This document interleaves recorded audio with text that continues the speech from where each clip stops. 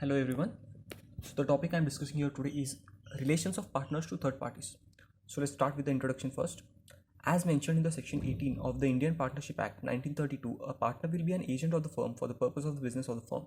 A partnership is a business, which means it is a relationship in which all the partners have come together to share the profits of the business, and the business can be carried out by all or any one of them acting for all. So what does it basically means is a partnership firm is a firm with group of people who carry out certain business activities to share the profits and loss of the business. These activities can be carried out by all the partners of the firm or any one of the partner who is acting for all. Okay, so let's start with the concepts of relation of partners to third parties.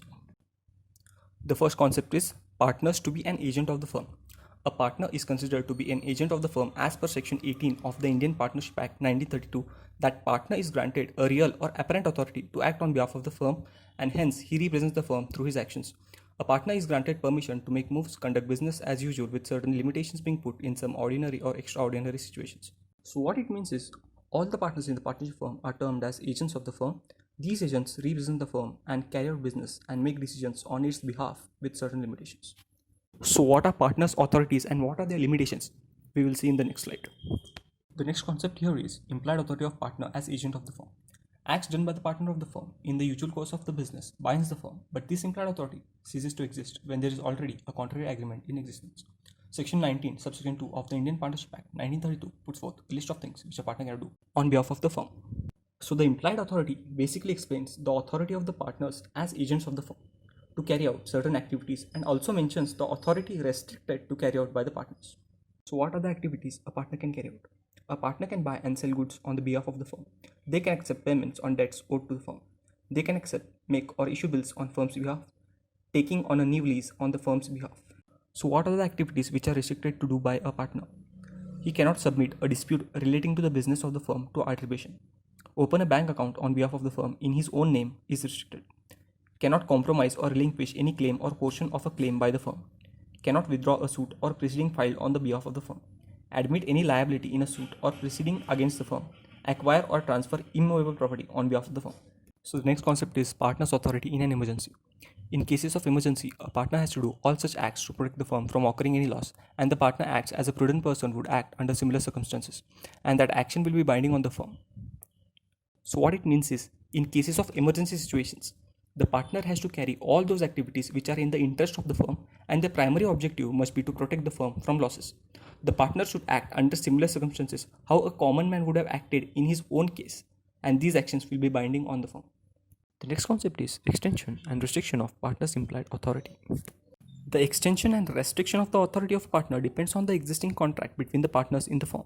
However, a partner can still carry out actions on his authority if he has an express authority of a partner, which is either by an agreement or if the usage of the custom of the trade permits him to.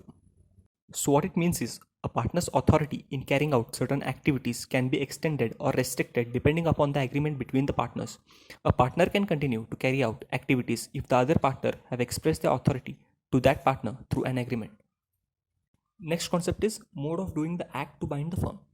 Mentioned in the section 22 of the Indian Partnership Act 1932, the act is done or executed by the partner in the firm should be done in the name of the firm or should be done in a manner which expresses or implies an intention to bind the firm. So what it means is any business activity which the partners carry out as the agent of the firm should be carried out in the name of the firm, and the activities carried out should be ordinary course of business, that is, it should be related to the firm's business, and it should be within the authority of the partners. Such activities will bind the firm, that is, it will have impact on the firm.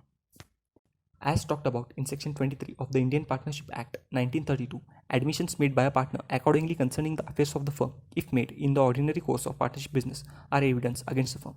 Such admissions made by the partner will bind the firm. However, the thing that needs to be noticed here is that if the admissions made by a person of the firm was before the time he had become a partner, then he cannot be considered to be evidence against the firm.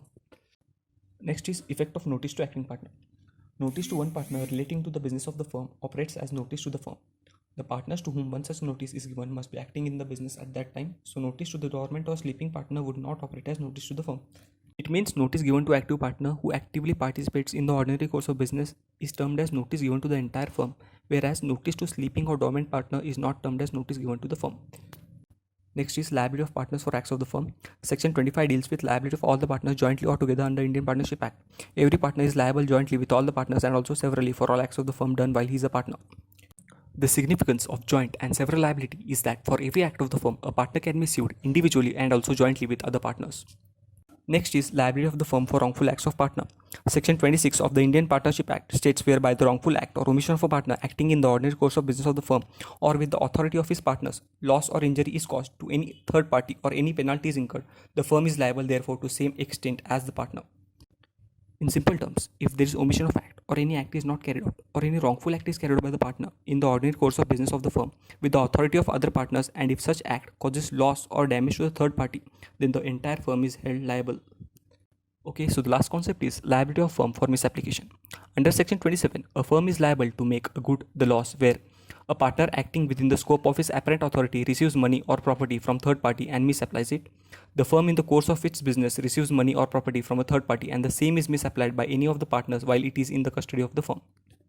So what it says is, if any partner within his apparent authority receives money or property from a third party and misapplies it while it is in the custody of the firm must be liable to make good the loss. Thank you for watching, guys. Have a good day.